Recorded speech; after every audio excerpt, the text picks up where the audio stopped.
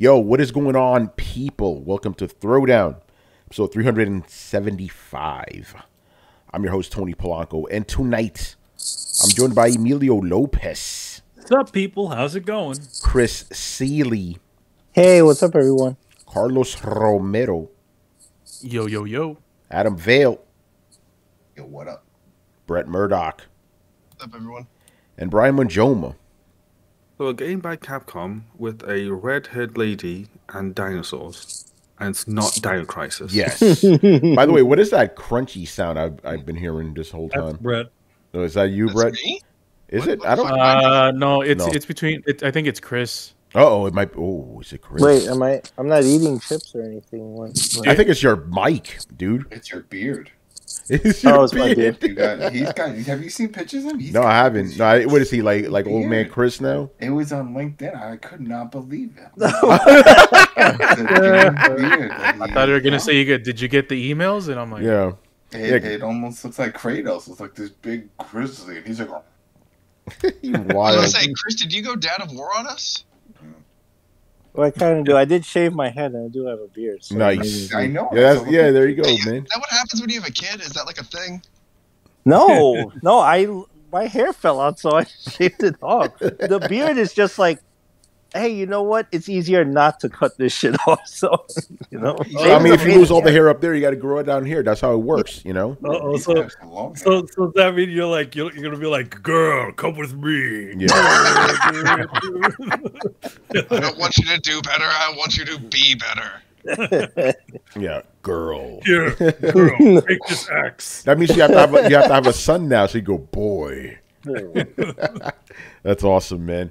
All right, man. Throw down back with another one. You already know. Not a lot happened this week. Very kind of unmonumental. I know I've made up a word, but whatever. Yeah. Or negaton. Yeah, no negatons. You know, a couple of microtons may have happened. So we'll get into it, man. I guess the biggest thing that happened is fucking State of Play. This was kind of came out of nowhere.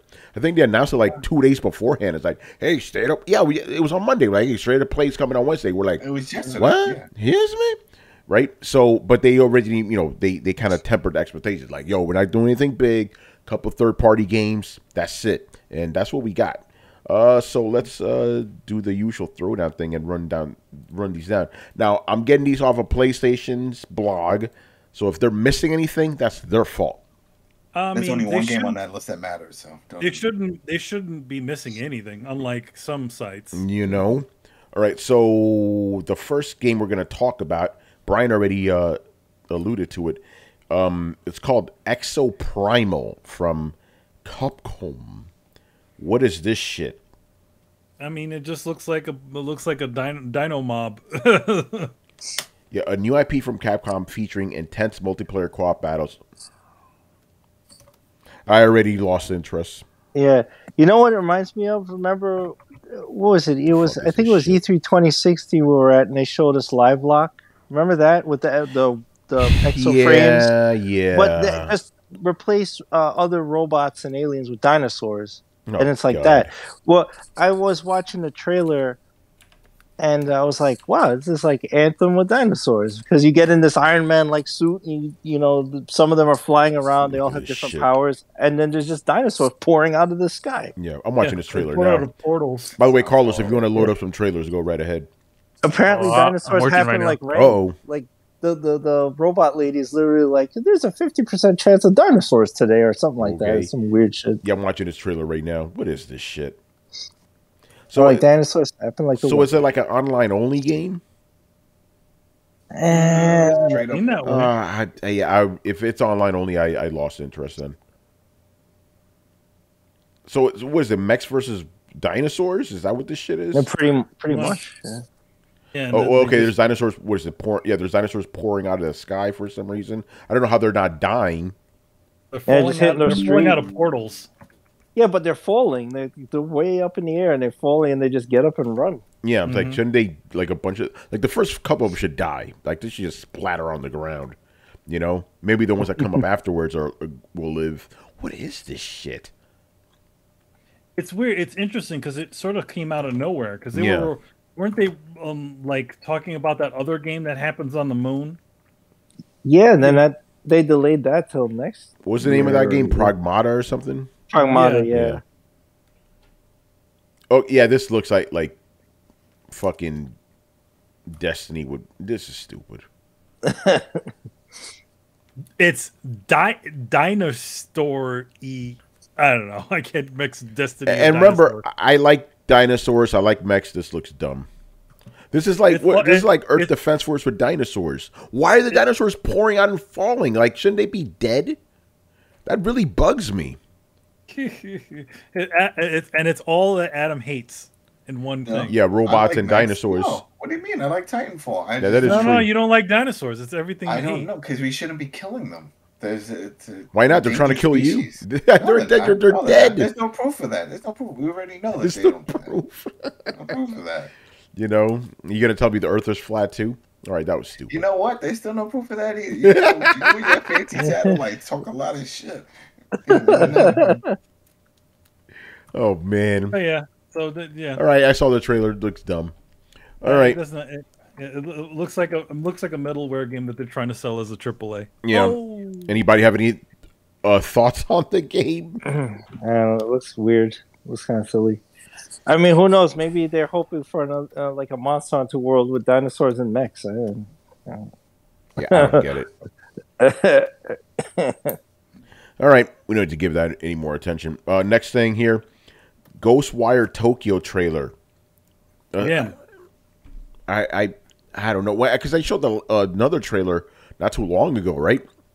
They still showing this game? Yeah. Again, like after what's her face left, I stopped having interest in this. You know. The thing about it is that she's not the creator of the game. No, but I wanted to see her promote it. You know. I'll see whatever she's doing now. Because she started a new studio, I believe. Or I don't care about this. Does anybody have any feelings about this trailer? I mean, people seem to be interested in it, but I don't know. Yeah, interested. But I don't see what's to be interested about. Yeah, no, sir, I'm being completely honest now. What is the appeal of this game? I don't know. In the chat, please let me know because I'm confused. Here's the funny thing. Here's the funny thing. Like the only reason why you were even interested was because Homegirl was even involved. That's it. So in other words, you wouldn't even have given a shit if this thing came out if she was involved or not. No, you're 100% it doesn't change the damn thing. Yeah, it doesn't. The only difference is the cute Japanese girl isn't talking in front of the audience. Yeah, but the thing is, I want to understand why other people are hyped because I see the hype. Oh my god, Ghostwire is fucking crazy. I'm like, explain it to me, please. Isn't it based off of something? Nah, I don't think so. You're probably thinking it sounds like another show. There was a comic that I had. It was called, probably not. Yeah. Hold on. Give the proper shout outs here. Logic Wins. What's going on, brother? He goes, it looks pretty. Yeah. I mean, you know, I'm excited for it because Brian, explain. Yeah, because it's different. It's not an open world game. It's not a cinematic action game. You know, you don't crawl around in a bush with bow and arrow. You know, it is refreshing. There's no specifically posed high grass for you to hide behind. Okay. Yeah, that's red. It's just like, hey, here's an action game. That's it. You kill like spirits and demons. Okay, cool. You don't really get many of those these days. You know? So like, yes, it just seems like it's a fun time, and it's Shinji Mikami, and he's just known for a fun time. Yeah, that's fair enough. But I don't know, just looks kind of boring to me. You know, but then, again, you know me, I don't really give a shit about ghost stuff. You know. You don't like Ghost Dad? Wait, nobody likes Ghost Dad. Yeah, nobody likes that movie. Ghost Dad, be careful. Yeah, that's why I mentioned it. Gotta be careful. Jay Shep goes, it's anime Skyrim. We don't know that. I don't think it's open world. Yeah, I don't know about that. Probably whatever. All right, next. Oh God. Final Fantasy 13. I like that game. Stranger of Paradise. Trash. There's another demo. Putting out. I played that first one. It was stupid. What a ugly looking game. What a it looks like a game that came out for PS3. You know, where the era of like everything has to be green and brown. Like I looked at this shit. I'm like, is this game like a holdover from like 15 years ago? Ugly, ugly game. You know, it's like that alone will make me stop playing it. Yeah, yes, I am that superficial. You know, just like that Valkyrie game, but we'll talk about that later. You know, but yeah, the demo, ripping off of Dark Souls and shit. And I'm not even saying that like as a joke. I mean, it literally is ripping off of Dark Souls. You know, although I do believe the Neo people were behind this. I could, so it kind of makes sense. Ninja. You know, so and Neo is obviously. I don't want to call it a ripoff because it is doing its own thing, but it's obviously inspired by the Dark Souls series, which is inspired by Breath of the Wild. Yeah, of course. Any thoughts on Strangers of Paradise? I mean, I was not interested in it before. Yeah, I don't give a fuck about this. Again, I played that first demo. This is fucking stupid. Yeah. By the way, I'm Mr. Positive right now, aren't I? Yeah, I know. Who are you? Like I said, there's only one collection on fucking all these trash games. Don't worry, Adam. I already know what game it is. As a matter of fact, I think there's a clue right behind you. That's the other side. What is it? Was that Captain America line? Look to your right, or is it left? I don't know. Well, Adam is to your right. But in Adam's case, like, look to your right. Right, next up, what do we have here? Forspoken, to have a new trailer. This game was delayed, people. Yet again? Or was it delayed before? No, it wasn't delayed before. Isn't this the game everybody lost interest in? Yeah, as soon as the first demo came out, we were like, the first extended hands-off demo. Because remember, Brett, I was hyped for this. I saw it, I'm like, I don't know about this now. Well, I mean, he's, like... Every single time I see this game, I lose even more interest in it. It's like having the opposite effect. I lost interest after it stopped being Project Athea. Oh, I mean, well, the biggest one is like, why don't they let Homegirl talk with her real accent? Like, she's supposed to be a New Yorker, Oh, that is not a New York accent at all. Yeah, that's like remove your British accent, a white person accent. That's like Heavy Rain trying to pull that shit off. Yeah, because that was the whole thing during the last one. It's like, oh, she grew up on the mean streets of New York City. She don't look like she grew up on no mean streets of New York City. She would not be wearing those pants in that. Oh man, the mean streets of New York City. Well, she's fighting a dragon in this video. That's cool. I mean, there's some interesting stuff. It's like they just took like. It has that Square Enix aesthetics mixed with regular person. Yeah. No, I mean, it still looks great, like gorgeous and stuff, but I don't know. Something's off. Then again, maybe I just don't want to play another giant open world game again. I'm not really that impressed with the work on that game, to be honest. Yeah. Now, okay, I'm watching it. Yeah, this looks cool, but I don't know. We'll have to see more, I guess. Actually, not to see more. I need to just play it, You got delayed till October or something. October 11th, yeah.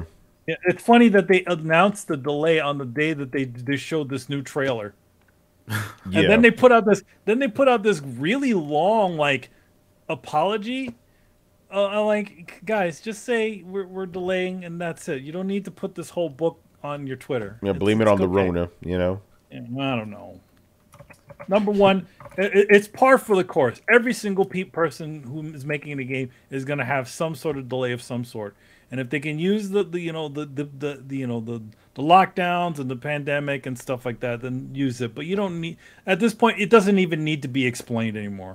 It's going to be delayed by some. Yeah, just say it's delayed and that's it. All right, so there's that. Yeah, but then one of the issues that I have with it is it's now being put 1 month away from Starfield. Because this is 11th October, Starfield 11th November. Yeah. So, are you planning to play both? Well, I'm saying any interest that people have about the game, it's going to be overshadowed because the November rush. So, yeah. No, Brian's right. I agree. Yeah, that's on them. That's on them, though. They made that decision. Yeah. That's what I'm trying to say. It's it's now been put in a place where it's just before the fall rush of games where all the big guys come out, and it's this is not the best time. Well, are we gonna? I guess it's too early to tell now. But are we gonna get a Fall Rush games? Because we know Call of Duty's out. No, Call of Duty's still coming. Well, there's gonna be. They said Is it 2023. year? They said next. Next year. Okay, Yeah, gotcha. we still got Never mind. Modern Warfare 2 coming. Yeah, no, but I agree with Brian's assessment that when Starfield comes, that's it. No one's going to be talking about this game.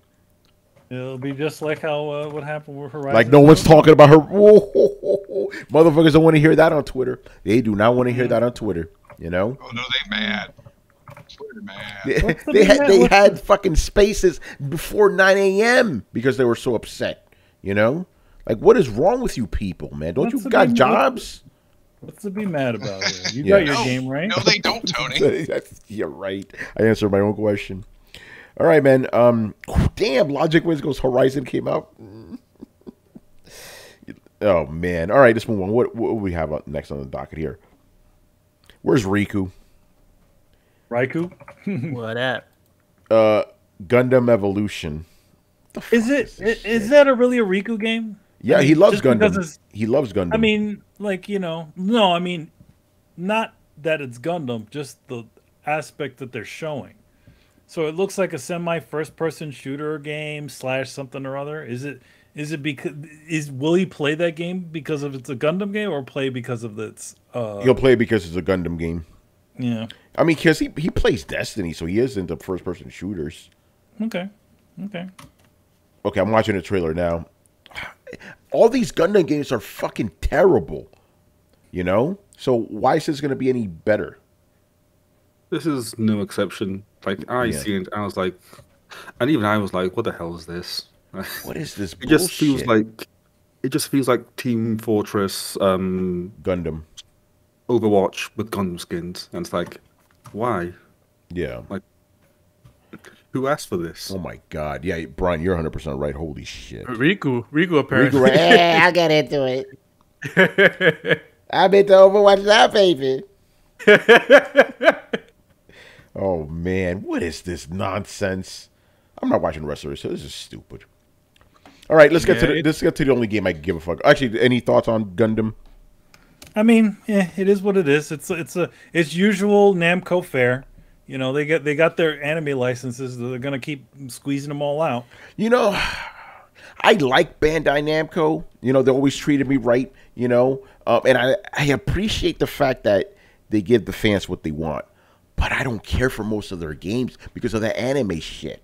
You know. Well, I mean, to be honest, that is what you call the cheap pop, right? You know.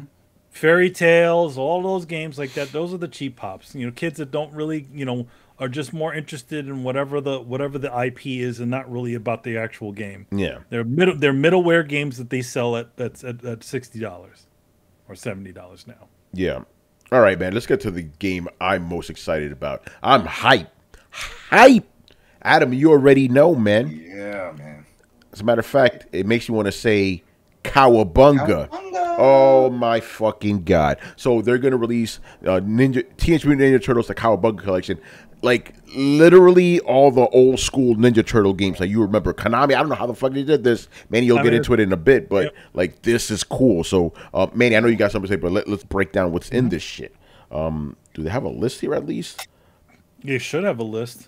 Yeah. Oh, what is this nonsense? Anyway, they got the NES Ninja Turtles, a really hard one where you swim around, you die in the seaweed. You got Turtles 2, which was actually the first Turtles arcade game, right? You have the Manhattan Project, Ninja Turtles 3.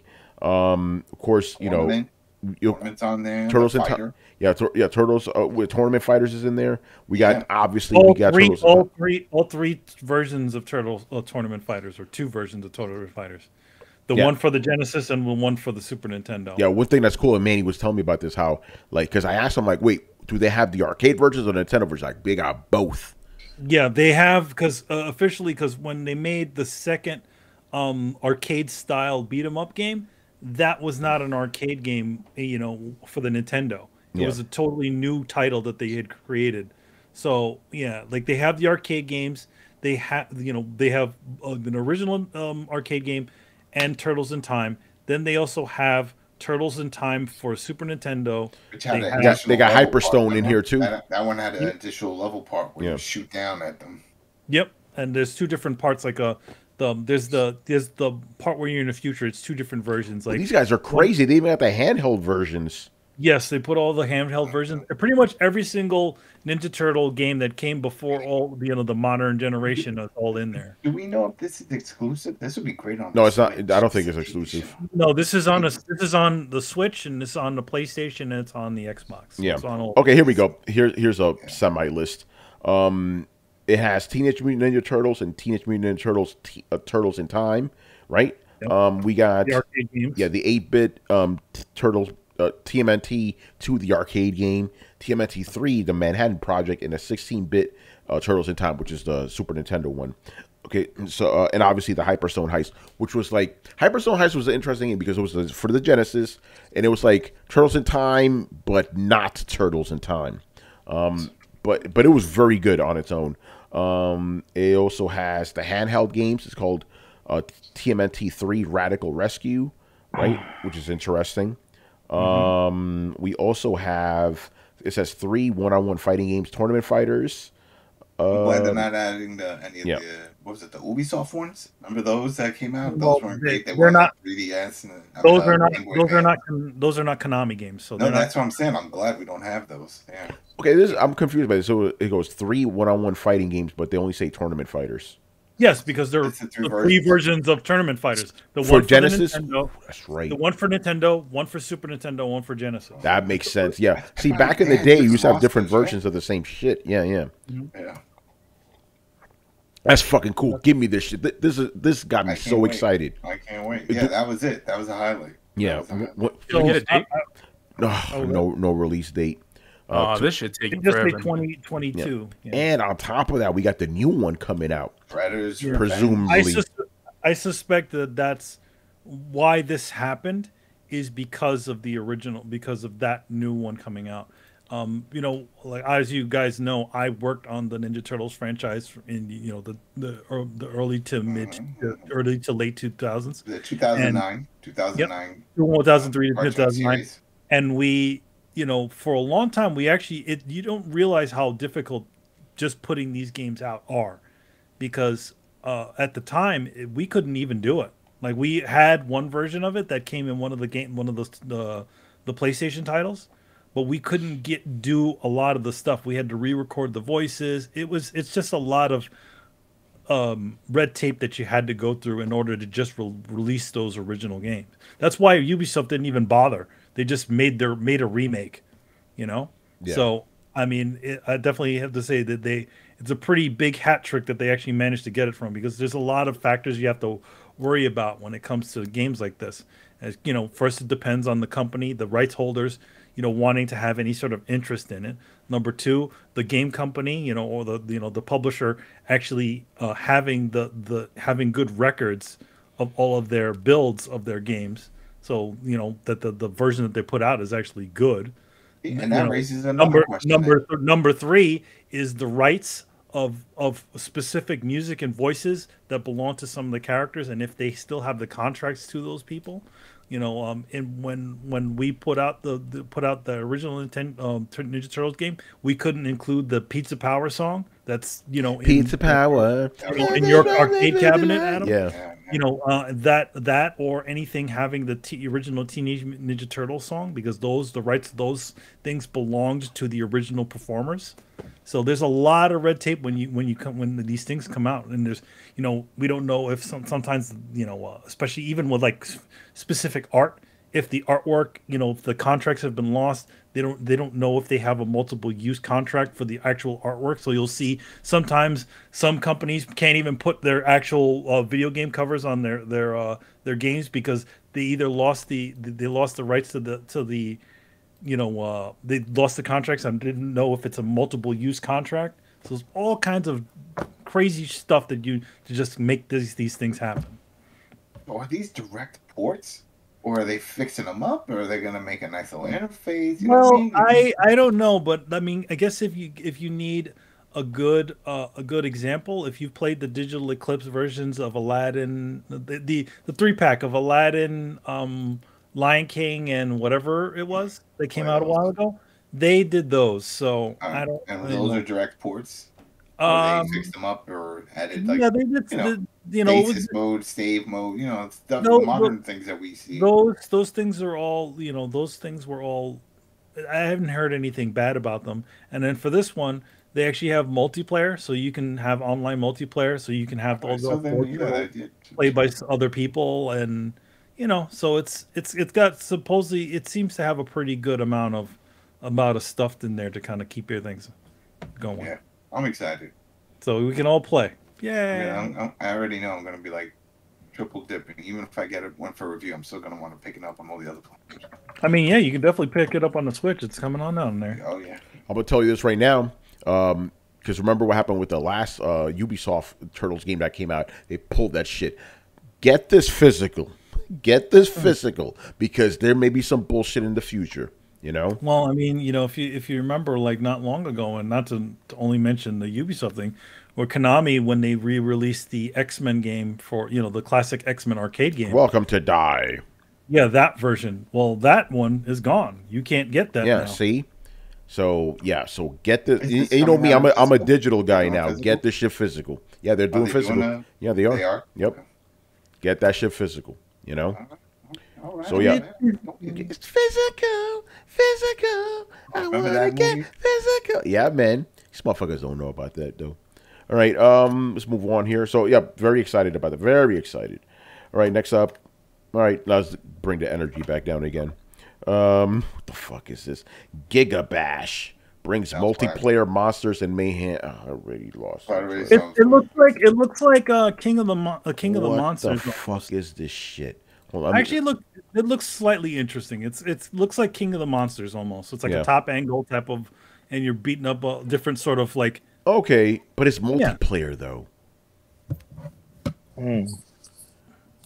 You know what? Yeah, it does look like King of the Monsters. That's cool, but the fact it's multiplayer, I don't care.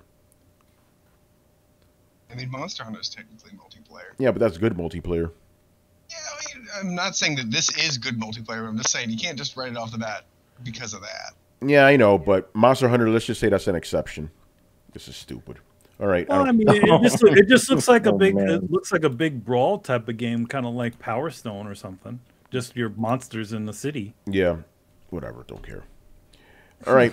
Next up, what do we have? JoJo's Bizarre Adventure. See, now this one screwed me up because they said a classic returns. So I asked Manny, I'm like, are they talking about the Capcom game from the 90s? Apparently not. They're talking about like was it from 2010s or something? Yeah, the Namco ones that came out a while ago, like right before all of the JoJo stuff started really exploding. Yeah. Like they had Namco had the JoJo license, and they were doing quite a bit of JoJo games and releasing them. So this is just them. I suspect it might be the last version of one of those games. I don't think it might be the new one. But Manny, you had the JoJo's game, right? On PlayStation, was it? I had I think I had a friend that used to work at Namco Bandai. Yeah. So no, but I'm talking about. I remember going to your house, or maybe I hope I'm not making this up. I remember going to your house and playing this JoJo's game in the 90s. Not the 3D game. No, I'm talking about the old one. The old one. Yeah, I have that one for Dreamcast. Yeah, that's what it was. Yeah, because I liked that game. That game was cool. Yeah, that one is not the one that they're this is I suspect these are the ones. This is the ones that Namco did years ago, like a shined up version of the ones that they did a while ago, because they did a few different types of JoJo's games. They did one that was like a 2D fighter, and then they did one which was sort of like a 3D sort of fighter. Yeah. So this may explain why there's like 50 playable characters inside of the game. Yeah. No, this game looks really good. It looks like the show. Yeah, it looks like the opening. So funny things when they did the intros to those JoJo games, this was when they were first doing those the cartoons. They actually liked the animation that these guys did for those JoJo games, and they hired them to do the intros for some of their shows. That's pretty. So you awesome. ever notice how, like, some of them had that really nice looking kind of like a comic-y looking CG stuff? Yeah, and that was these guys. Cool. I mean, I probably won't get this game, but it looks cool. It looks cool. Yeah, it looks like the style of the show, and Yeah. It literally has every single version of JoJo that has ever existed. Yeah, good stuff. All right, next up, this one is cool. Manny, your favorite here, Trek to Yomi. Yep. Which I call 2D black and white Ghost of Tsushima. It looks really cool. Like, I was impressed by it before, and I'm still impressed by it. And this time around, they gave you a little bit more gameplay, and so I think they showed you the death mechanic in it. Nice, maybe. Like, I think the way the game, at least from what I get from the trailer, it looks like when you die, you play the to get back to where you were before, you play like a dead version of the level. It's weird. I don't know, because like they just show this crazy stuff, like he looks like he gets killed, and then he looks like he's running through this crazy like apocalyptic like death zone. Then he jumps through a portal, and then the time rewinds at the battle that he was fighting. I don't know, but anyway, it looks interesting. And this time around, they showed off a bunch of the actors. One of the actors you probably may or may not know of is the voice of Solid Snake, Akio Otsuka, who is going to be playing the villain. He also played Lord Shimura in Ghost of Tsushima. This is fucking cool, man. I'm watching this trailer right now. This is fucking dope. So I'm seeing that kind of Dead World right now. So he's like I don't fighting, know. I don't know what that is, but it looks like he has to fight his way back to there. It's weird. It's interesting. I don't know. Yeah. Okay. Yeah. So he got killed by the main dude, and then he went through the hell world. Now he's back. Yeah. So I don't know what they're doing. Like, maybe they have instead of like doing like that latest fighting game where you essentially play like the Shifu. Was it Sifu? Yeah, Sifu. Yeah, like instead of, or like you play an older version of yourself or the son of yourself. Yeah. You essentially go through the level again as like a weird distorted version, and then until you get back to where you need to. I don't know. Yeah. But it's interesting. Yeah, this is fucking cool. Spring 2022. Give me that shit. I want it. Looks good. All right, next. Back to the bottom again. No, it's not the bottom. Even it's ironically enough our featured image tonight. Returnal. Yeah, Returnal Ascension update adds co-op. Very interesting, and Tower of Sisyphus mode. Just straight up front, I will not be playing this shit because fuck Returnal. But I know people liked it, so it's a good thing they're giving people more. You know. Interesting. Is anybody going to go back to play Returnals? I think the only people that played this game was me and you, Brand. We regretted that fucking shit, you know? Yeah, I'm going to continue not to care. Yeah, I'm with you on that one. I don't care. It's very interesting, the sort of aspect of Returnal compared to a certain Souls game. Uh-oh. You know? Controversy? Are you going to say some controversial right now? I don't know. I mean, it seems like a lot of people just quit out of Returnal and didn't look back, but yet and all people are complaining left and right about how hard Elden Ring is. Well, yeah, that's because Returnal was a bad game. I mean, I wouldn't go that far. I think, Brett, I'll say this. I think roguelikes are not a good genre. I'll say that. Well, I think a lot of it has to do with what Brett mentioned is if Returnal was something people were hungry to play, then they would complain about it, about the difficulty of it.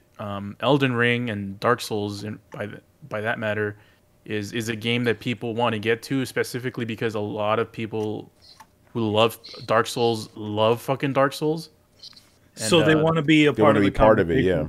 Yeah, they want to be part of the experience, but they can't because they feel like it needs to cater to. Yeah, nobody really wants to be part of the Returnal conversation, I guess. Yeah.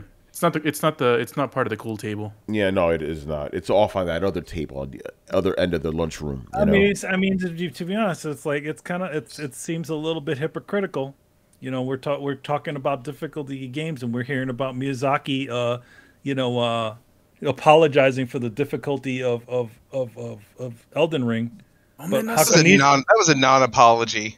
Yeah, but I'm saying like why does he have to apologize for the difficulty of this game when House Marquee doesn't need to be? You know what? I told you this, Manny, and Brett, I'm pretty sure you agree with me. I think people should apologize to Miyazaki. You know, constantly giving him shit. You know, they should apologize to him. You know, isn't that one of our topics?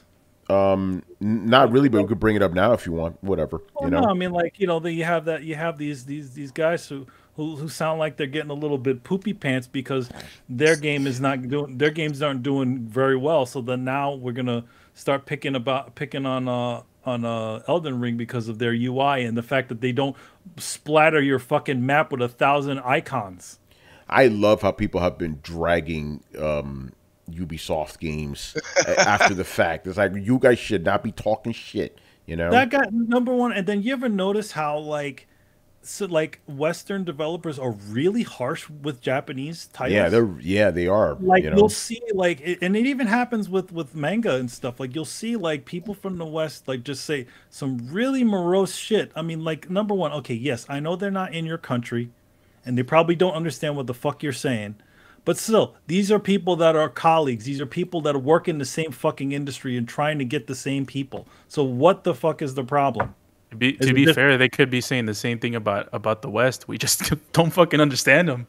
Yeah, they could be saying it, but again, like, I feel like, again, if we're you know, you will never see that Ubisoft guy talking smack about a colleague in the same, you know, who understands the same damn language. You won't you're see right. that guy. Yeah, like, basically that you Ubisoft guy would not have said that about another guys Western from Grand developer. Theft Auto. Yeah. Right. No, you're right. He wouldn't. Well, and also, yeah. it's I guess it's a smarter thing to do that because that's job potential. It's like that dude's not gonna work for From Software, but Rockstar, again, you might get a job there. Again, all it just looks like is just him being poopy pants because his it's salty as fuck. Yeah, because their game is getting praised for being a great open world game when their games are usually considered the no rules pasta of you know, the buffet of open world games. The Applebee's. Yeah. TGI Fridays. You know. Like, but you know, I think that's like Ruby Tuesday. You know, I think the you know, the zero punctuation guy said it best, where it's like this sort of, you know, opens up a new idea of open worlds, the idea of discovery, right? Which is not a new thing. No, it's not a new thing at all. It's not a new thing. They like essentially their games are essentially sort of just like how the Ubisoft games are reflections of all the different things that have existed, right? You know, their games are all iterative. What's the next eventual step for a Souls game? To become a fully explorable world, as opposed to, you know, these sort of really nice castles that you can jump around in, you know, castles and caves. Yeah. Which it still has that, right? Like, yeah. You essentially, as soon as you walk into a castle, then boom, it's a classic, you know, Souls game, or any one of the caves. Yeah, no, you're right. Yesterday I found a cave. It was full on Jason the Argonaut shit, bunch of skeletons with shields and swords. You know, but I think I may have been over leveled because I got to the mini boss in there. I killed this motherfucker in 4 hits. I'm like, okay, that was weird. Yeah, well, you got some stuff, but yeah, like back to Returnal. I mean, it's gonna be interesting. Return to Returnal. Returnal. Like, I think it's interesting that it has the 2-player mode. Now you can both be frustrated. You know. Yeah, bro. Let's do co-op together and hate this game together. Yeah, I mean, like, you know, to be honest, like, you could be like, fuck this game. Now instead of saying fuck this game when you're just playing it alone, now you can say fuck this game to the other guy and just quit out. You know, right? Rage quit together like friends. Then you get a friend be like, I know, right? I'm done with this. Yeah. No, but like, again, you know, not to beat a dead horse here, but these fucking roguelike games are terrible, man. Like, especially this game. It's like, okay, you literally start off with this fucking pea shooter. You open the first door, there's a boss there. I'm like, are you fucking kidding me? You know? No, it shouldn't be. It shouldn't be fuck this game, Brett, with your friend. You should be like, fuck this, let's go play Elden Ring. You know? or a game that's actually fair, by the way. But here's the thing. Like, you notice that people are talking, you know, like, a lot of people talk about the difficulty. Oh, Blitz said it. Returnal got co-op before Halo. Damn! I mean, it did. But I'll say this, like, for, what was it, with Returnal, like, okay, you know that other game, that Hades, everybody's talking about? Yeah, that fucking game, you know? No, I mean, I feel like that roguelike seems to work for people because people don't seem to be that angry. don't seem to be that angry with that game as much as no, I don't know. Neither or is for it, me. It's or just, is it that Returnal essentially sold you something unexpected?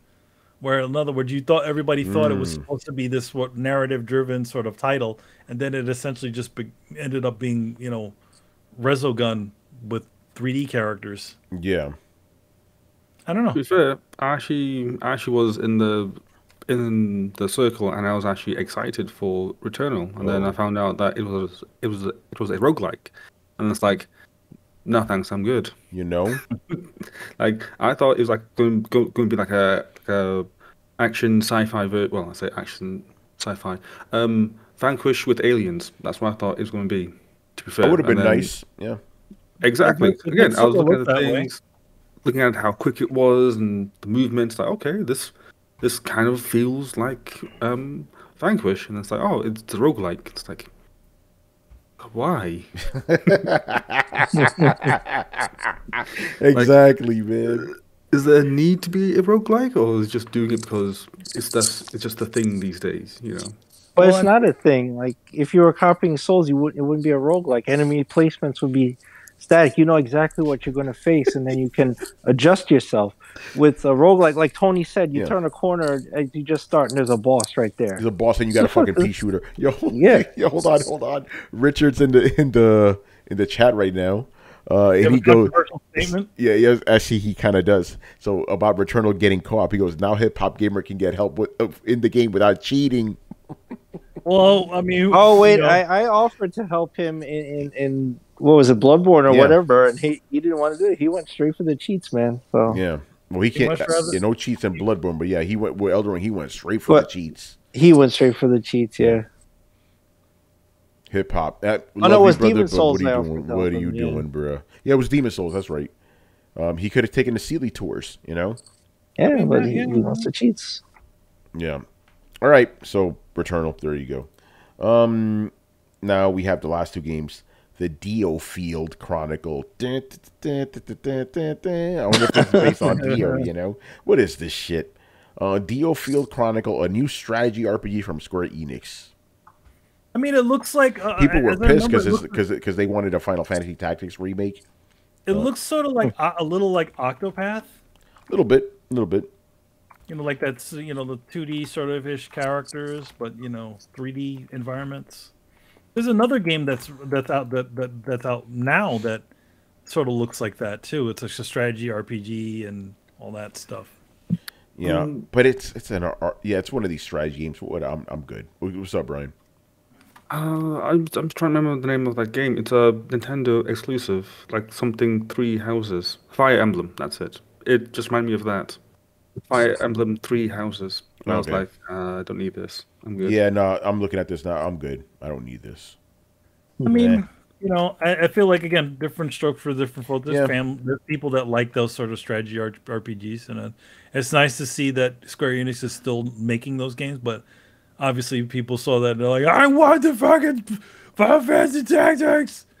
Is it not kind of fucked up that they don't want the new IP? They want, the old game. They want the old one. But the funny thing about it is that Final Fantasy Tactics has been on every single thing. Yeah, it has been. On everything. You can literally get it now. I think you can get it on Steam right now. Can't you? I don't know. I don't want to say yes or no on that one. I feel like at least if you can't get it on Steam, you get it on what you mean you feel? On Switch. I don't want to confirm that. Pocket version. Okay. All right, so there's that game, and then the final game. I don't know how this got made. It's called Valkyrie Elysium. This thing looks like it came from the PS2 era. What a ugly looking game, man. I looked at that game and I thought it was a Yoko Taro game. I thought it was like Drakengard, like a lost one of his games from back in the PlayStation 2 and 3 era. Look at this ugly game. And people were defending this shit on Twitter. I think it's a mobile game or something. It has to be. Like, I don't think I've seen a game that looks like that. Unless it's like a Switch game or something. But even then, Switch games still look interesting. So, yeah, I'm I'm thinking that maybe it's just a game that's announced on mobile or something, It and must just be ported over to console. But apparently, this is part of a series. Serious? It must not be a great series. It must not be, because people are like, "Oh, I love this series." I'm like, what the fuck are you talking about? Like, is it related to Valkyrie Profile? Is it the same thing? Shows you how much I know or care about this stuff. But I'm looking, Brian. You have to be. This looks absolutely dreadful. This looks as bad as that. This looks terrible, dude. This is bad. This is like Shin Megami Tensei 5 looking bad. Oh, wow. Who's playing this? Look at. Oh my god. I would be embarrassed playing a game like this. What a ugly looking game. I mean, bad games need release too. Otherwise, what's going to take extra shelf space, Tony? No, you can't right have only 4 things on a digital storefront. Yeah, no, you're right. You need filler like this. But again, I can't believe people were standing for this game. Dude, bad video games are like are like grocery stores in North Korea. They're there, but only fake to make things look like they're Oh full. shit! Wow, I just saw the whole trailer again. What a terrible looking game. No, Square Enix? What are you doing? It's like that meme. Idea. Yeah, no, remember the other one that came out a couple weeks ago, Babylon's Fall, trash. Wow, so wait a minute, Tony. For you, that's 3. You said that Strangers, Final Fantasy, looks like trash. This is trash. Wow, they're 0. They're back to 0. What are you doing? It's like that meme, baby. What is you doing? Man, and Babylon Fall, damn, 3. See, I have this idea that basically they know that it's bad. Like it's just like you're telling a friend you're gonna bake some cookies and then burning the whole batch. Like, what are you gonna do? Not bring cookies? You already told them you were gonna make it. You already invested in the ingredients. Fuck it, just put it out there. Yeah. All right. So apparently it is part of the Valkyrie profile. What are these games, like knockoff Yoko Taro games? Like what are these things? I don't get it. Yeah. I'm only half joking, Tony. Like they're cheap. Like they're games that were made that were basically given the stepchild treatment, right? Like they were greenlit, but then they were underfunded and then just kind of thrown out there. Like they can't all be winners. And I think Square Enix just kind of bets on they do the Sony toe dip a lot, I think, with a lot of their games, because I've seen them do this more than a couple of times. Square Enix makes amazing games. They also make hot garbage. Yeah. And I think it's just because, like, somewhere in the boardroom they're like, yes, greenlit, and then halfway through they're like, this is a bad idea. Just cut their funding and we'll just release what they have. And that's why we get all this shit. I don't know why, but like you can tell a lot of these games when they come out, they're trash, and they almost feel like they know that they're trash because they barely promote them. They barely promote them, and they're low effort. Like you can tell, like there was a good idea here once. They just feel like the first half of development, the concept phase and the art and all that went really well, and then they just kind of rushed it and didn't pay I didn't pay somebody right. Like Left Alive was for 2019. Oh yeah. Man. But yeah, no, this looks bad. It looks like Drakengard bad, Yeah, but like they can't think that that's good, right? Like they know that this isn't good. Who knows, man? Yeah. Dude, I remember I fucking reviewed Drakengard 3 years ago. I got so much heat because I said the game was garbage. I'm like, what the hell is wrong with you people? I mean, I think the one thing about it is that, like, I think the one thing about, like, when it comes to those sorts of Drakengard and Yoko Taro type games is that the story ends up being there, but like the execution of the game ends up not being amazing. Yeah.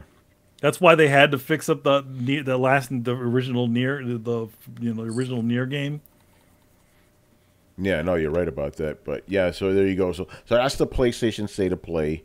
A lot of garbage, but they give us Ninja Turtles, so that saved it. Oh man, but at least, I find it funny that again, like, I do not need to own a next gen console. None of these games look like they're taking advantage of whatever the new technology is made. They just sort of look like the same old, with the exception of that other Square Enix game, Forspoken or Forsaken, whatever that was. Forspoken, you had it right.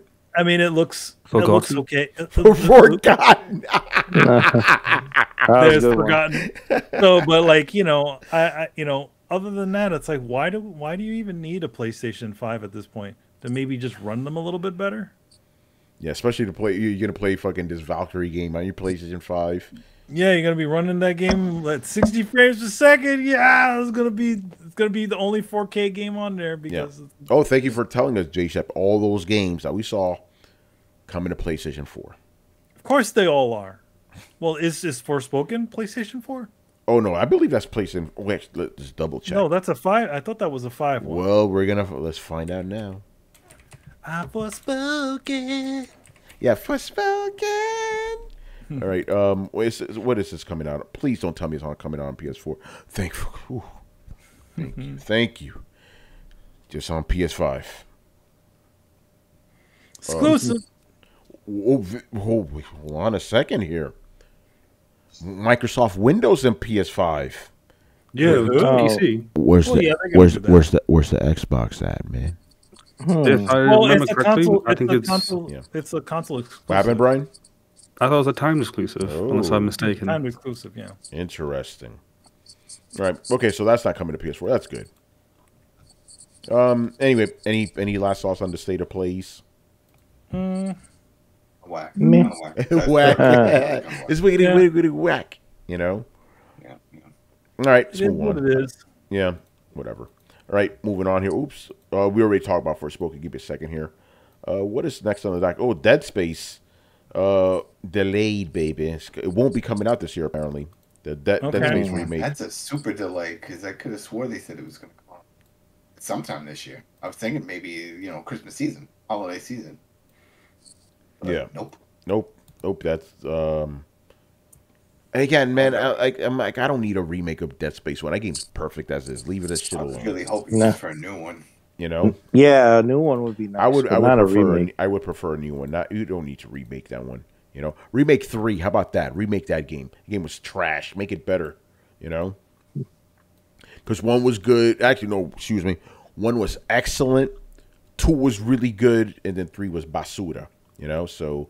Well, isn't the original developer not? No, they're not. They don't exist. They don't exist. Yeah, they killed them. They're in Call of Duty right now. So continuation seems like I think it'd be less appealing for me because they can't continue where they left off because they don't exist anymore. Yeah, they're making that other game. Yeah, they're making the other Dead Space game. Yeah, Dead Space-like game. Oh,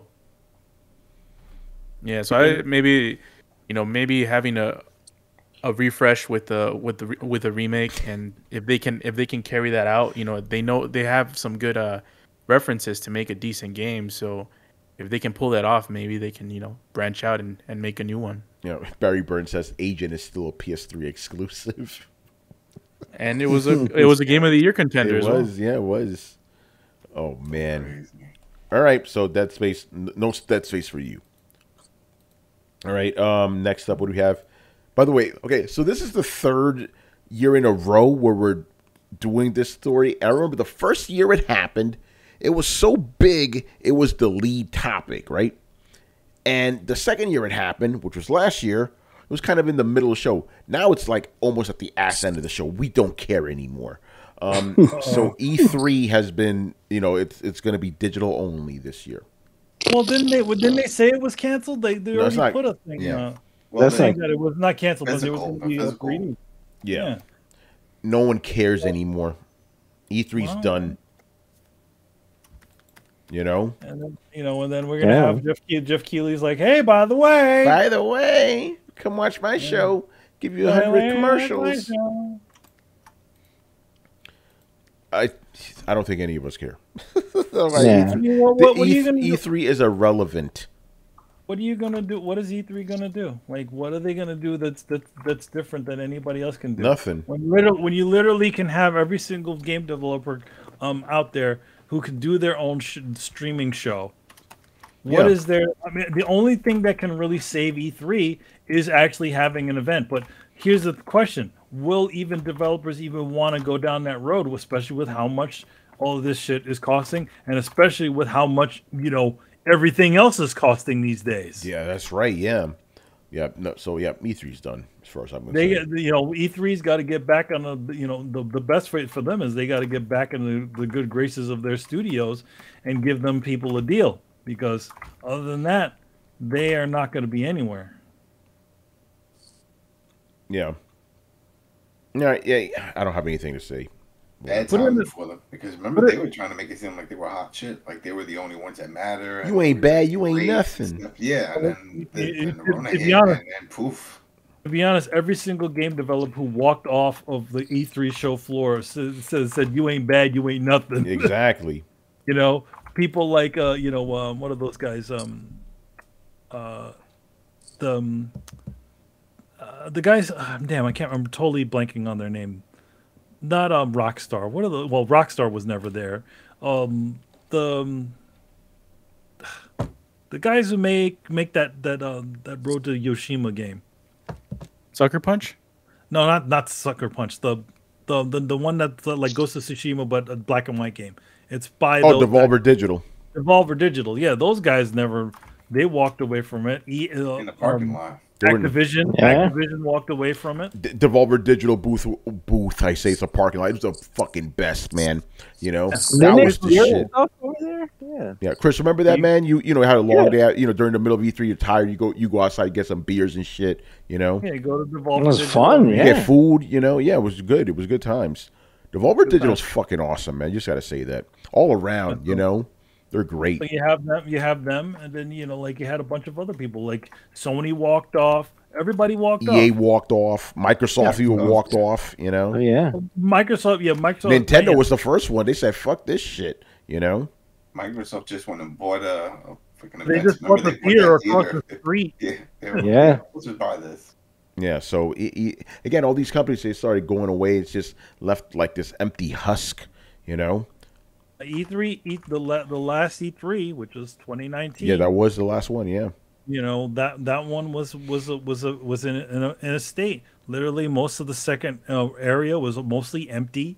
The whole the main area was. And this was before the Rona, people. Yeah. Before the Rona. I was saying when they made all those new rules and charging ridiculous amount of money for these vendors. I'll be honest. The reason I didn't go, I was like, no Sony, no deal. Just being honest, like, what's the fuck's the point? Now, going to E3, Sony was always the highlight because you're gonna get that food. The food trucks and shit. So yeah, and then obviously the big event they would put on for you or whatever. But so 2019 didn't go. I'm like, what's the point? Then Manny was telling me you just hollowed out. There was nothing there really. There wasn't a lot there. Like they filled up the spaces with a bunch of those obnoxious game, game sites and stuff like that, and like have wrestling rings and junk like that in it. Yeah. So it's like they were just looking for people to fill in the space. They lost them. So the minute that all those big companies started to walk off, they really should have reevaluated what they were doing. Yeah. And also the other thing is that they had so many companies they literally priced out all the indies because when we first started going to E3, that was a lot of the floor. You would have the big guys, and then you have a bunch of indie guys. Both rooms, both convention spaces filled to the brim with developers. Nowadays, it's like everything is all piled up on the one side, and then it tapers out when it gets to the second one. Yeah, no, you're right. Oh, by the way, J-Shep, Microsoft didn't leave E3. They physically left the venue. That's what I meant. Yeah, they physically left the venue, because they had their own building, and it didn't matter if they couldn't hold the same amount of people at the place. Everybody was, if you ever been to it, you're literally. Yeah, if you saw it, you see what they had. Like they literally had the test stations on the table on the stage. Yeah, they did. So when you saw the Microsoft, what do they call that? The briefing that they did, and all behind Phil, you see all those different things. That was all their gaming stations. Yeah, that's where I played those games too that year. That's where I was hanging out with Paris and Danny and Andrea Renee. I told you that year. I even told Andrea Renee, I was like, "Yo, that EA Presents was kind of whack." Because it was. The EA Presents was that place out on what was it? Where that's the place where you got all sunburned? Yeah, that's where I got sunburned when I was talking to Michael Pachter. Spoiler alert, by the way, we're going to be talking about him in a minute. But yeah, it was that one. That was a bad EA. That was a bad one. That was also the first time. Well, that was also the Titanfall one too, right? That's when they were first. No, it was Anthem. Anthem. Anthem. There we go. Yeah. You were across the street, Manny, right? I remember when we were doing that. You were at the Starbucks or something happened. Yeah, because the thing is because officially the place was not open to the public, and I was walking Tony there, so I ended up at the Starbucks across the street, and I was literally watching the event. And that's where yeah, Tony, you can't say it. Yeah, I can't. That's where is that gameplay started. Yeah, that's where right there, hanging out there, just across the street. It's kind of silly, but then again, I'm industry and not, I was considered industry and not like press. And usually, the way it usually goes is press gets in first, unless you're a special industry person. So eventually, I ended up back over there, and I was able to go in. And we went to Roscoe's afterwards, with Rich. Yes, we did. Yep. Oh man. All right. Yes. Yeah. Shout out to Bob Hits, by the way, for the bits. All right. A lot of those stations, even at that EA event, they were all like, they weren't actual gameplay. They just like had you watch some footage and they give you something, and that's it. That's when they opened it up to the public. It was like later on in the day. Yeah. All right. And the final story of the night here. Got to talk about our boy Michael Pachter. Pack attack, I have to say. I have to read what this man has to say. So apparently he's predicting, Michael Pachter predictions, that PlayStation will not exist in 10 years. Remember, this is also the same man that said the consoles would be dead right before we went on to have one of the biggest console generations in years. Shit, the way things happen in the world, we may all not exist in 10 years. What the fuck, man? So I'm reading this off of my former alma mater, Dual Shockers. That site is no longer what it used to be. I could say that shit. The place has been hollowed out. All the people you remember for Dual Shockers are all gone. But that's a story for another day. Anyway, it goes, according to popular industry analyst at Wedbush Securities, Michael Pachter, things might turn out to be quite ugly for PlayStation in the upcoming days. When asked about how Sony would compete against the Xbox Game Pass during the RDX podcast, he states that PlayStation is doomed and will pretty much cease to exist in the coming 10 years. He further adds that this is due to the fact that Sony isn't just a couple of years behind, but Xbox has gained an insurmountable lead instead. Okay, I'm going to say this. I know he's predicting the future, but again, we haven't seen any sort of significant upswing for the Game Pass as of yet. Game Pass still isn't a profit maker. Aaron Greenberg said this. These are premature. Obviously, yes, this is the future. Digital stuff. Subscriptions. That's been working for everybody these days. But there is a top out level. Even Disney is experiencing it at this point in time, where they cannot get the amount of people that they want to get on there. I think you're right. I think that's why Microsoft went and just bought all those studios. They're like, well, we can't trickle them out fast enough, so we'll just buy all these studios and we'll just keep that flow that way. Yeah, but I'm thinking the thing about it is, if you think about it, that this makes their upswing a lot harder because of just because of trying to attract people. Because again, somebody could just come in, play a couple of games and be out. That maybe not keep it around. Who knows? But again, I feel like this thing it's a little bit early to be predicting that they're going to be out in 10 years. Listen, as soon as they start seeing Game Pass making fucking money, that's when they're going to start really aggressively pursuing it, just like them. Because again, as we all know, Sony doesn't make any steps unless they see somebody else do it before them, right? And Microsoft, I mean, they got a freaking huge ass fucking hammer with all the money they got. So that service they forced it.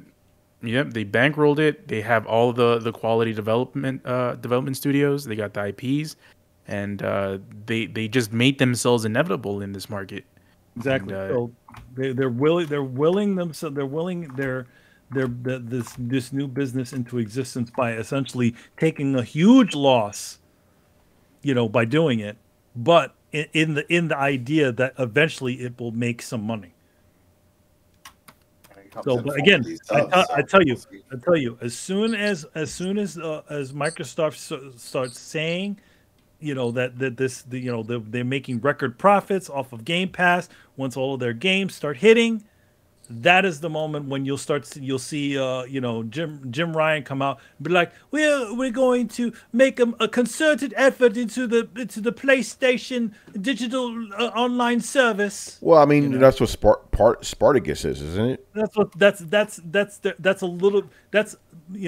Whereas before is their original streaming service was like a toe dip. This is like them sticking their full foot in. Yeah. But they're not going waist deep like fucking Microsoft is. No, well, Microsoft, they're not going waist deep. They're swimming, They're diving. They just went all in. They're scuba diving. They got all the gear on and everything, They're not snorkeling, man. They're going deep. Buying all these studios, these massive studios. Microsoft is going to that submersible James Cameron goes into, every time he goes to check out the Titanic. So, remember, fellas, that Xbox dongle leaked, so we might be seeing Xbox on a wider scale. Yeah, listen, we could see shit like that, like the little dongle. Here's your Xbox, or even an app on your television. I mean, the funny thing is, a lot of these things Sony did, but they didn't. Sony didn't. Like you said, just dipped their toe. That was it. They just dipped their toe, and they had their fancy TVs with a PlayStation, with PlayStation on there. Well, all you need to do was just buy a controller for it. Yeah. They also had the PlayStation TV. They took the Vita and put it in a box. Exactly. That's right. So yeah. They had all this stuff again beforehand. They could have done all of this stuff, but again, it's all about those. It's about those toe dips, and if they're not seeing immediate profit off of it, they're just gonna dump it or just gonna slowly push it aside. Yeah. That's why we're seeing stuff like what is it? Those friggin' like hour-long game demos. Those that's literally old PlayStation. Oh yeah, with Spartacus. Yeah, presumably we don't know if that's a feature yet. Well, no, they have it currently. They had it currently where you could play Death Stranding and a couple of other titles. Oh, really? Interesting. Yeah. Yeah, the full game trial. They resurrected that shit already. Oh wow! Okay, I didn't know that. I guess that's how popular it is. I didn't even know about it. Well, you did. It wasn't popular. It's so stupid because it's literally the last time they did it in PlayStation 3, and then they did it again. We did talk about it, so it's not new shit. They literally took an aspect of PlayStation Plus away from you, and nobody fucking gave a shit. Yeah, and then they gave it back to you and said it was a new feature. Oh man! The old Coca-Cola classic. Exactly. That's right. They changed it. Well, and this time they didn't change the recipe. They didn't put fructose corn syrup in it. Yeah, I want that Mexican shit, man. That's the real one. That's cane the real sugar, shit. man. Yeah, man. That's cool how you remember it. Yeah, it's the way it used to taste. Oh yeah. Motherfuckers. Pachter. All right, man. What's up? Oh, go ahead, Chris. Whoa! Controversy. I don't understand this prediction because Pachter's almost saying, "Hey, Microsoft has this insurmountable lead." He might as well have said, "Hey, they have insurmountable money, so PlayStation is going to lose." If that was true, Microsoft would have won the console wars from the beginning. That's when right. They introduced the original Xbox. That doesn't make sense to me. It's like, oh, they introduced Game Pass. They've taken this insurmountable lead. It's like, Game Pass, offering Game Pass is not this super revolutionary thing. It definitely helps, but it's not this leap. It's not like they made some technological leap, and nobody can catch up with them. It's like, Well, they introduced Xbox Quantum, and nobody has quantum computing, so well, that everyone's screwed. No, it's not that. So it's ridiculous to me. Like he's making this call now, and it's like, and then 10 years. Why 10 years? Why not 5 years? If it's such an insurmountable lead, why don't they just quit now? Like, I don't understand this whole prediction. Remember, I have to do it. I'm not gonna say her name, but homegirl from G4. Remember, she said Sony was a dead man walking, and look what happened. So I don't understand. It's like, yes, Game Pass is cool. Don't get me wrong, but I don't know why these people think that Game Pass alone is gonna destroy PlayStation when it's like it hasn't even making any money. Yes, granted it could. It has Bethesda now, has Activision, right? But like currently, it ain't it. We'll see in like 2 or 3 years. That's yeah. I mean, obviously, again, like it's definitely now. At this point in time, it definitely seems like the future, and that's great. But again, we haven't seen any of it come to fruition. We're saying, we're hearing a lot of the rhetoric. It's the best deal in gaming, and all this marketing bullshit speech. Yeah, and a lot of people obviously are attentive. But again, we're not hearing about profits yet.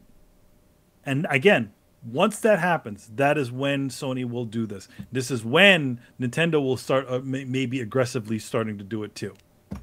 Yeah, I don't know. Well, I mean, they might not be making profits, but the service is still the service. If it's good, it's good. If it's not, it's not.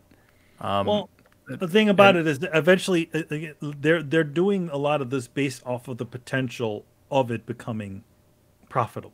And they're seeing this as they're essentially a unification between all of their platforms, which is their gaming section and then their OS, and the home and the regular home, which is pretty much what Microsoft wanted to be years ago.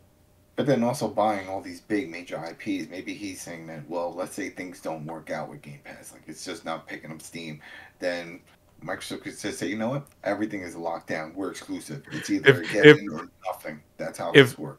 If Microsoft, if Game Pass does not pick up steam, Microsoft might literally pick up steam. Oh, I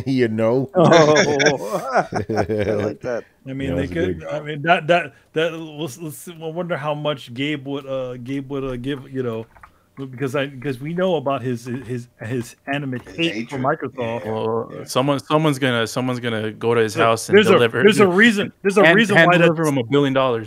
The reason why that stupid Steam Deck doesn't run Windows. Yeah, but it's like all those games still need that Proton. If he was all buddy with Microsoft, wouldn't you think he would essentially team up with them to essentially run a light version of Windows and on the Steam Deck and not have to run everything through a emulation or whatever they call it, whatever that thing is. He at least made it the Steam OS browser to support the Game Pass, because there's still some browsers that do not support the xCloud system. So at least this will work on it. Uncle Phil already tried it, so we know that much. Philly style. Yeah, but he definitely doesn't. Gabe doesn't like them. He doesn't like them. Yeah, by the way, Kiss Shack, that sounds like a question for Throwdown Your Questions. Whoa. Yeah. Talk about apples. So yeah, make sure you kind of paste that. Put that into the Discord. Yeah, speculative type of question, but we'll take it. All right. Let's call. So no, that's it for news. So let's talk about what games we've been playing lately. Adam, what have you been playing lately? Let's see. Well, now I'm not banned anymore, so FIFA 22. It just reviewed WWE 2K22. Go check that out on the Coalition. The game is solid. They fixed a lot of issues. They needed that extra year. The 2-year development were paid off. Not perfect. It's got some little hiccups here and there, but nothing game breaking. It's all very playable. All the modes are there, and it's fun. Spent a lot of time in it, and they added their own version of FIFA Ultimate Team, my faction. So I've been playing some of that. Are they gonna put Cody Rhodes in there? You can already create him. Yeah, they do that. So I mean, that's the other thing. The Creation Center for the first time is actually unified between PlayStation, PC, and Xbox. So it's one central. So it's like every time I would refresh it would say 60 pages, 100 pages, 300. Then there's like 500 something pages of just created characters, arenas, because you have all these different groups now all integrated. It's awesome. You're gonna find a lot of cool stuff in there.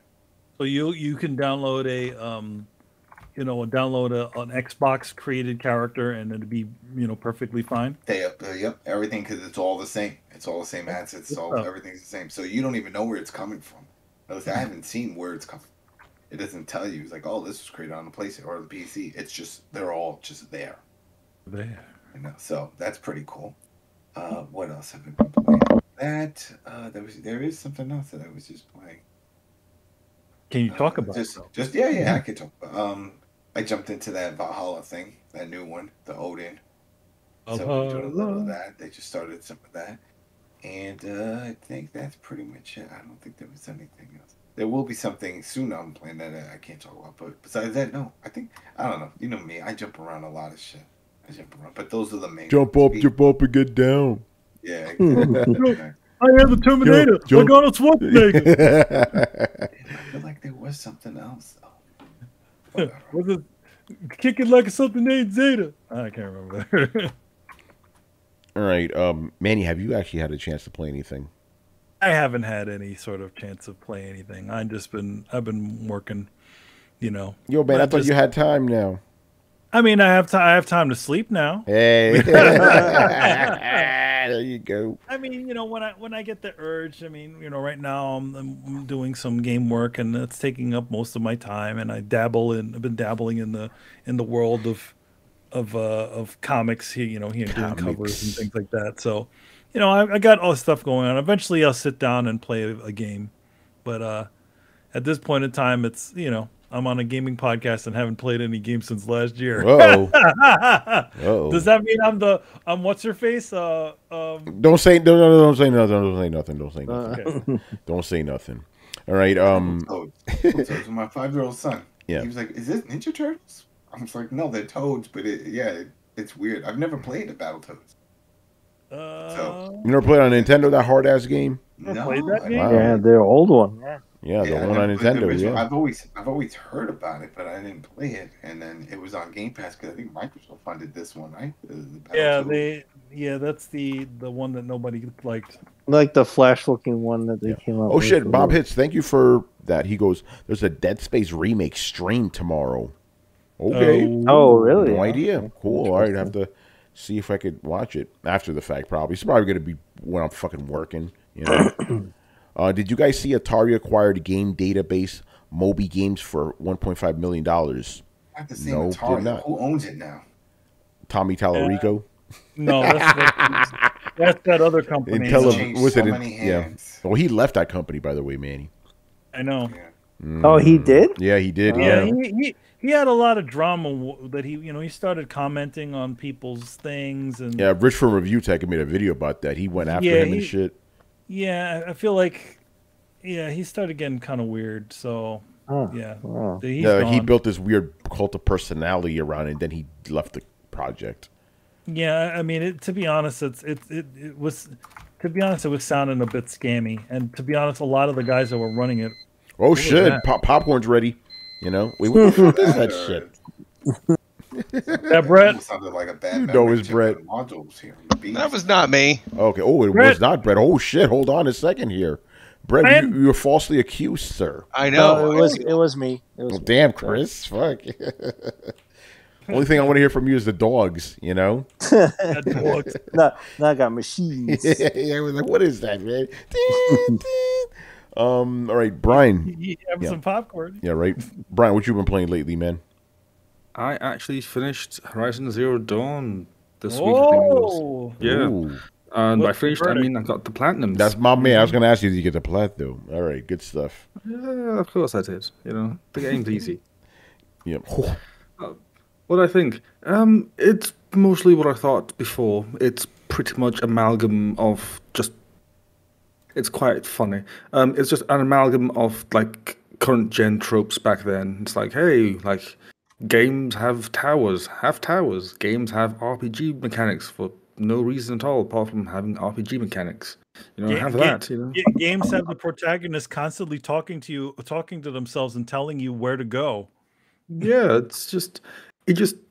it feels like this game was just a game made because someone just seen lots of things and said, "Hey, this thing looks good. Let's put it in the game." Like the one thing I really don't understand is why weapons have different rarities when you buy them from merchants. Makes no sense. Like why? So this one is a rare weapon, opposed to this is a common weapon, but yet you get them all from merchants. Yeah, every game does. Look exactly the Yeah. same. Oh, because one got a weird patch on the pocket or something minor. You know. Oh, no, my thing is that the only place that I can get new weapons is from the merchants. Like I can't get them out there in the wild. So what's the point of having like rarity? Like surely it's better just to say, okay, Yeah, you let's go find upgrade the it. weapon that you have, Mhm. or you can find like legendary ones in the wild, not just you get them from merchants. So I just didn't like that. Apart from that, it's exactly what I thought. You know, its story was mostly what I expected, given things. I like how if you really think about it, it's very similar storyline to Age of Ultron. Okay, you need to explain that one. Okay, you know, Oh, yeah, the game's been out, no, yeah, no, I know what you're talking no, about. no, Right, the right, game's been right. out for like 5 years, so I think it's fine. But Yeah. just for respect, I won't. But yeah, Yeah, no, it's- I see. I know what you mean. Yeah, when I went to the tower and then they were talking, I was like, huh, this feels like Age of Ultron storyline here. Like, granted, it's probably been done a million times beforehand, so another thing. yeah, that's the story of like a Um, million other fucking sci-fi yeah, but- things. Yeah, It's cool. I like the whole idea of what happened and the Zero Yeah. Dawn project. Yo, Brian, pretty what do you cool. think when you find out what Zero Dawn was? That's what fucked me up. Like, oh shit, they went there, man. They went there. You know, like humanity. You know what I'm saying? The thing that I don't remember and it's bugging me is the timeline between when they found out that things were bad and when Zero Dawn like was finished. It's like how long was that span, and also at what point in humanity did that happen? Because it seems like they just did a lot of stuff in a short amount of time, and that's bugging me. But apart from that, I'm fine with it. Yeah, no spoilers, but yeah, it actually kind of is a short amount of time. You know, I could corroborate that with the second games. Like, yeah, that kind of happened within a span. You know, it was a short time. It would be like you would experience it in a lifetime, but it's considerably Yeah. less than that. You know, like yeah. Yeah, Actually, so I'll- Brian, you know what? We'll talk. We don't want to spoil it, but you know, we'll talk about it off air. You know, Yeah, I just felt that it just was like a short amount of time that they But it made was. the whole project, and I was like, can people really do that in that amount of time, given what point they are in theory? Like, so I'm like, probably this feels a not. bit But you weird. know, this video game they had to speed shit up. Well, think about it. There's three things happening in that short amount of time. I won't give spoilers either, but there's another project that is happening at the same time, right? That's So it right. has to do with space. Mhm. There's that happening, and Yeah. then there's a war against machines. Yeah, and remember, So- war tends to speed up the progress of technology. So Sure. yeah, True. Since there's a war happening, does that mean there's going to be more PlayStations and Xboxes? yeah. then? No, that war, that shit don't count.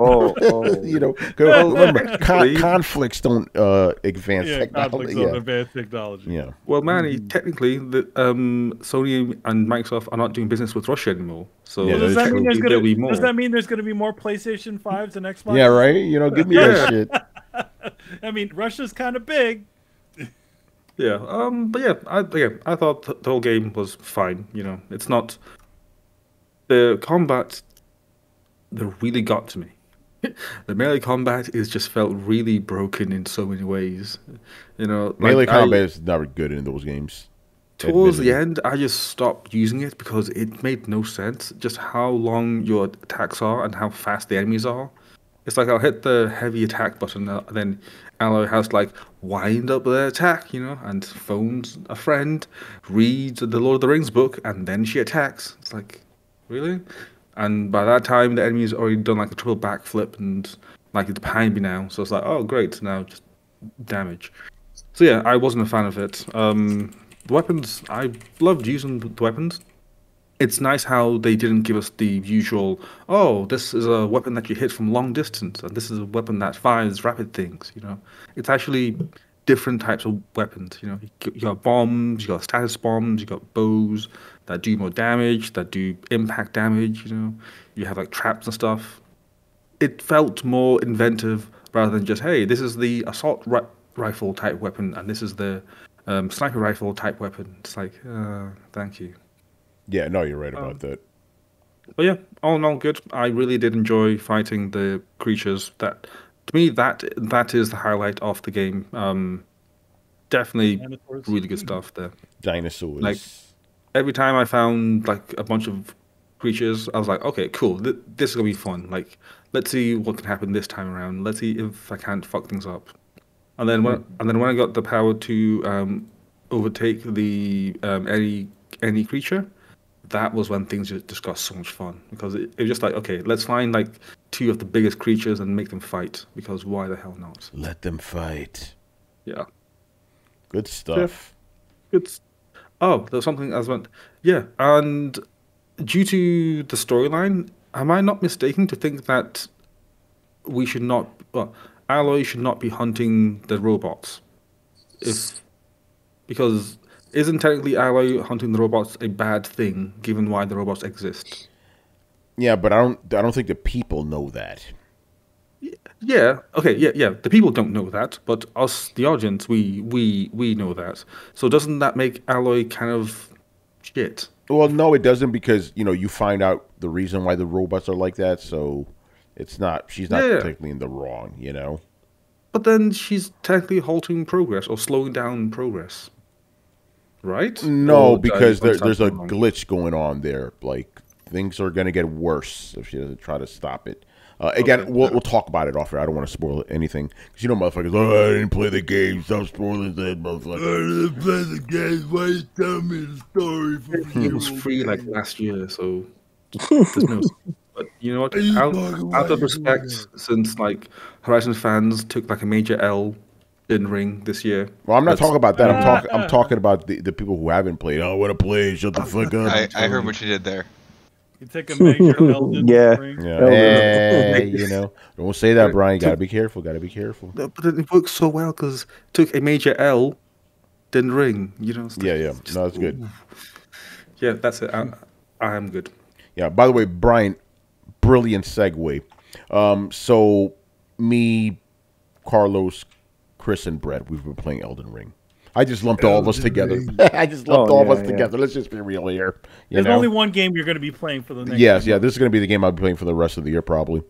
Elden Ring's fucking dope. I finally got to Godric, got my ass beat, but he is not as hard as the first dude, Like, I got him down a lot, because I had the wolves and I had a homegirl helping me out. So I got to beef up a little bit, but this guy's not as bad. I noticed you could actually jump over his little shock waves, which is really good. Like, literally just hop over them, Jump. But if I get a little annoyed, Chris, Brett, you know what's up. You know what time it is. Actually, tomorrow's Friday, so you already know. Your boy got time.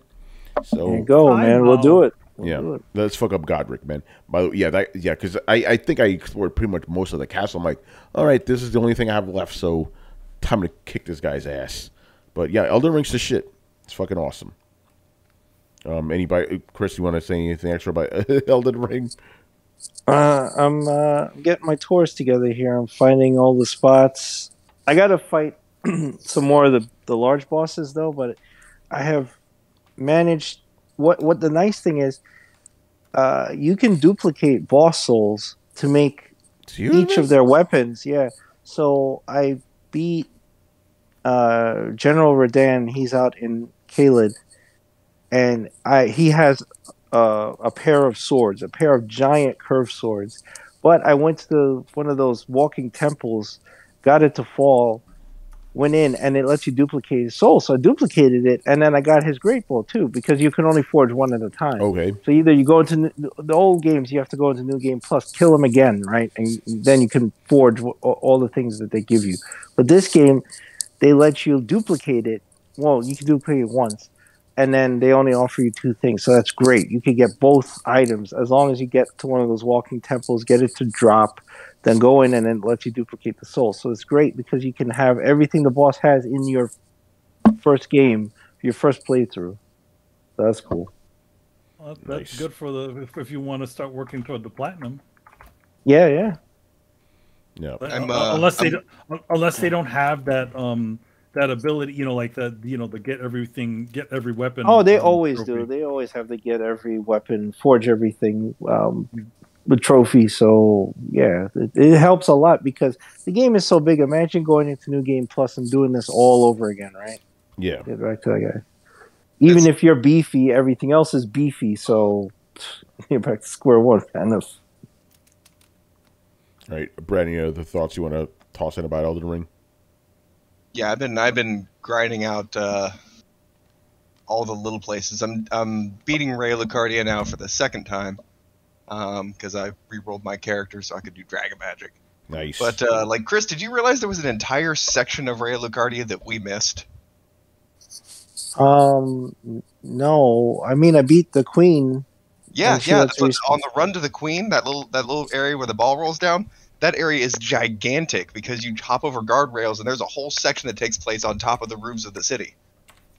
Oh my god, that area is so crazy. I was like, nah, I need to kill somebody. I have time. I ain't got time for that. They knew exactly. They were like, here's the boss. Don't look behind this. And I was like, holy shit, there's so much stuff out here. So like, yeah, I've been trying to find out all the secret areas. Chris, were you aware that we've already passed patches? Yes, I found patches finally. Okay. Finally. I found patches. I accidentally killed him on my first character. One of the reasons I have 2. Oh shit! Dude, by the time he started pleading for his life, my attack was like halfway through the air. No mercy for you. I was like, oh shit, sorry. Well, he's kind of a jerk anyway. So what's funny is like there's a whole underworld under the map. Like there's under cities. Yeah, not only is the map gigantic, you're like, this huge. map is huge. Oh, Yeah. and there's an entire underside, and it's like I said, so dense that like there's whole sections. Like Chris, we went into the rooftop on Stormvale, or at least I know I went all over the rooftops on Stormvale. That place is 3 times as big as you think that it is. If you just look over a guardrail and you're like, hey, there's a ledge right there. You hop on that ledge, it fucking opens into its whole own wonderland. There's a dead dragon underneath Stormvale I found. Oh, nice. Shit. The zones they make them a lot bigger. I got into the Eternal City, which is another under area, and there's rooftops. And if you go left or right, like there's a whole other zone in there. It's so huge that you will just get lost trying to find everything in it. And there's enemies all over the place. Like you're saying, it's so dense. But that's just one other. There's 2 Eternal Cities under the map. Yeah, I was told that it's basically like a whole other game down there. Like you take this long elevator ride. It's like, no, you're not just in another little area. You're in another world. It's like, what the fuck?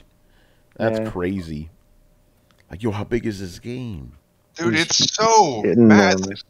Like, I find it hilarious. Like, you have games like Assassin's Creed basically saying like, no, we have 500 hours of gameplay. Then in Dying Light, we have 500 hours of gameplay in our game. Meanwhile, over here, Elden Ring is trying to actively suppress how gigantic their world is. Yeah, right. Like, you can beat it in 60 hours. Yeah, I mean, I guess you can. If you want to see 10% of the game, sure. Like, somebody beat it in an hour. I don't know how. Yeah, they have powers, man. Yeah, that game is too much, man. Yo, Carlos, man, what do you think, man? Do making. What do you think of, give us your Elden Ring thoughts after week 2. All I can say is it lived up to the hype. That's all I'm done. It's a great game. Go ahead, Carlos. Yeah, it's a really good game. Still having those pop-in issues when riding horseback. It's really bad. But other than that, and the multiplayer part, it's a great game, man. I'm really enjoying it. I'm really sucked into the world, and I've been Margit, or I don't know what the hell that thing's called. Margot Kidder. Margot Robbie. Yeah. I've been in the second dude, Godric. You beat Godric, you motherfucker. All right, I gotta catch up. All right, we gotta. We gotta get there, man. I beat Rhoda Garen. And I beat the queen, the mage queen. I forgot her name. Lucaria. Oh, Renella. And then he fought Queen Yarnum and. Yeah, so I beat her, and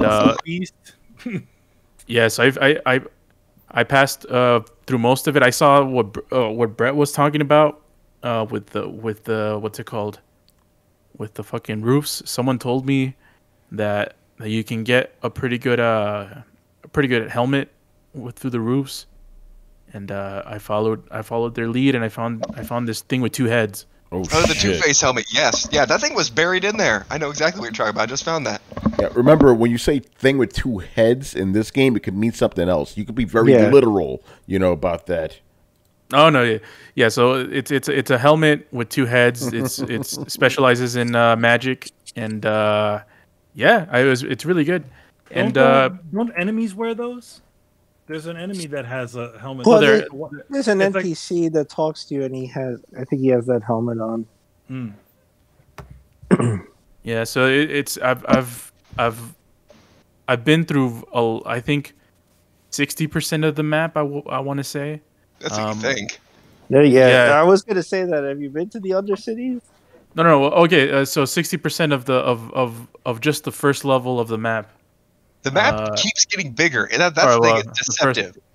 It's bigger on the inside. No. It's not like it's not. They don't show you the whole area, and then that area is fogged. They show you a fogged area that's blocked off, but then when you actually find something else out, it expands the map area. So you don't know actually how big the map is until the end of the game. Meanwhile, whereas most games will be like, here's the whole map, and then here's the fog of war covering 90% of it. You literally, when you first start, you can't pan out to see where the whole map would be. Carlos? I don't think he's talking right now. Brett was talking. Yeah, no. He wanted you. Follow up that, man. What do you say about that? Oh, what did he say? Damn it, Carlos. Pay attention.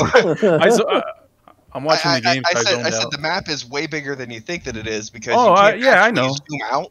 And so it kind of locks you into, you're like, oh, so I've discovered, 50% of this fog of war area. And then you unlock another area and you're like, shit, the map just got bigger. Well, it's because you didn't listen to what I said. I said I didn't listen. Huh? What is going on right now? Wait. Are we talking about the same thing here, or what's going on? I said I've been through 60% of the first level of the map, just the basic map, just traverse the area portion. I know I've probably been through 5%.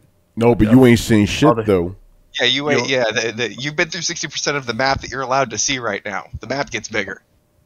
Oh yeah, I know. But I'm just giving perspective of what I've traversed through. I've been through most of Caelid.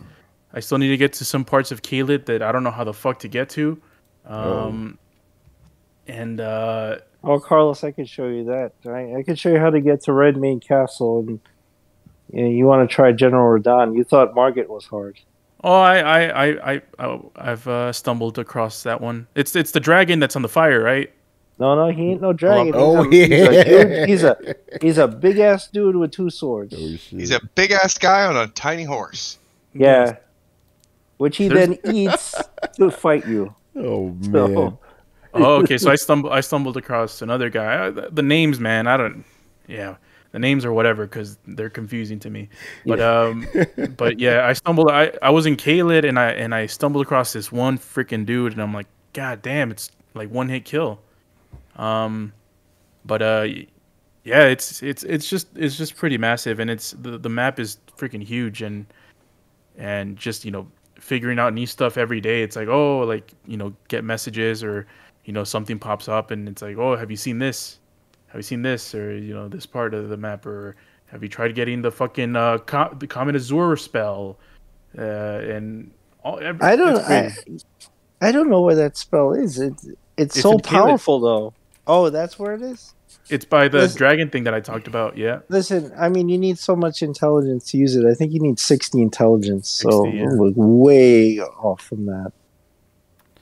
Yo, Chris, the way you said that, you just reminded me of that Chappelle skit. That's no snake, honey.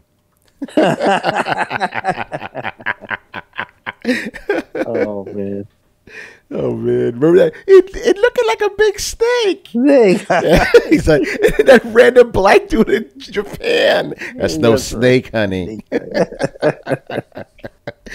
Oh man. All right, man. I think we're done here. Good show. Right? Does anybody have anything to plug around here? Not anything right now, but stay tuned. Good stuff. Adam, you got anything? We'll probably have another episode of I Am Negan. That's a TWD Universe podcast that I do with Richard Bailey Jr. and Carlos Romero. So we are covering the final season, the second part of the final season of Walking Dead Mothership. So if you're into Walking Dead, check us out. Spotify, iTunes, YouTube. We're out there. You know, doing it big. Mm-hmm. Good stuff. You are Negan? You are Negan. Everybody's Negan. That was the whole point. Remember, that was what everybody. Whenever they came across people, they were like, "Who are you? We're Negan." So no one knew who Negan was. After seeing some of the leaks that happened the other day, I think I might jump ship. Oh no! You might jump the mothership. Oh man. Won't be Negan. I won't be Negan. Shoot, Negan's gonna be running around in Queens. Oh Man, yeah, that's man. crazy. All right, man, we're done here. So make sure you follow Throwdown on Twitch and Twitter, and check out our Discord where Mob Hits is always dropping the latest and greatest rumors. You can find Throwdown on any podcast app by searching for Throwdown Show, 2 words, Throwdown Show. And you can visit throwdownshow.com to listen to past episodes on the audio side. And if you are on YouTube and you enjoyed the content, make sure you hit like, subscribe, and hit the little bell to be notified of when we have our YouTube premieres, which is every Monday and Friday night at 10:45 p.m. Eastern, when we're on our normal schedule, not our fucked up schedule. I apologize for that, But yeah, everything else, links down below. Once again, I was your host, Tony Polanco, and tonight I was joined by Emilio Lopez. See you next time. Chris Seeley. Hey, take care, everyone. Carlos Romero. Peace out. Adam Vale. Have a good week, everybody. Weekend. Brett Murdoch. Real.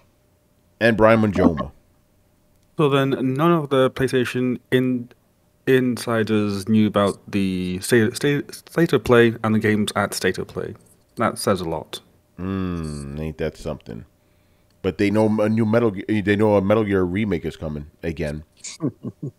The rumor doesn't die. It was propping up again this week. Are you fucking kidding me right now? It's insane. Anyway, we'll see y'all on Sunday. Peace out. Laters. Laters.